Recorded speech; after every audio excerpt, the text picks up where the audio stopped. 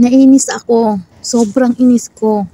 Yung todo kayod mo, todo trabaho mo, halos yung kahit inaantok ka, pinipigilan mo, nilalabanan mo, kasi nagtatrabaho ka. Kasi ang pinunta mo dito sa ibang bansa, magtrabaho, di ba? Para may sahod.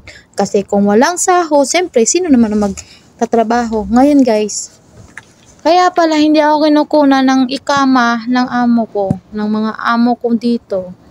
First month ko ito ha, guys. Pinadala nila sa pamilya ko 882 Saudi Riyal. Oh, malaki ang nawala guys.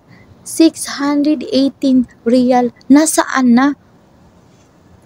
Ngayon guys, talagang inis ako. Hindi pwede to guys, hindi pwede to. Porkit katulong tayo, anong akala nila sa atin? Hibang? Susunod na lang sa kanila. Kaya ipaglalaban ko yung karapatan ko. Kailangan buo nilang ibigay yung pera, yung sweldo ko. Hindi pwede yung ganitong gagawa nila. Ito yung kinakatakot ko na mangyari sa akin guys. Ito talaga yung kinakatakot ko, promise. Diyos ko, kinakabahan na nga ako. Tama nga yung kaba ko. Kinakabahan ako basta pagdating na sa sweldo. Kasi walang nangyari. O hindi ako ginawa ng ikama, wala akong ATM, o kung ano. So, ngayon guys, hindi tayo magpapaapi porkit na dayo lang tayo dito, ganyan na lang tayo. Nung una, problema ko dito sa amo ko, kain.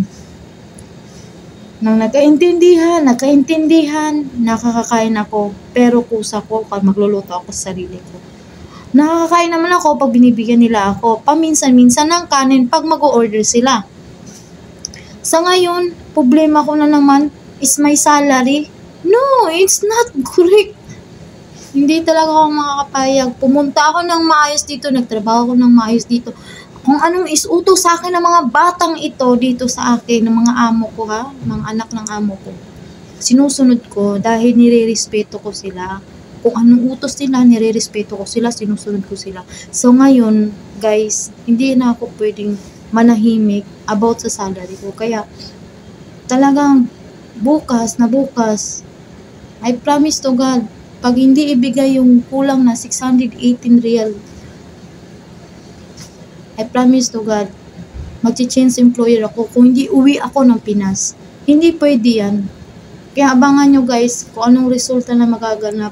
Dahil ako, sakit sa akin eh. Nagtatrabaho ko ng maayos. Kahit natutulog ako, utusan ako. Ganun.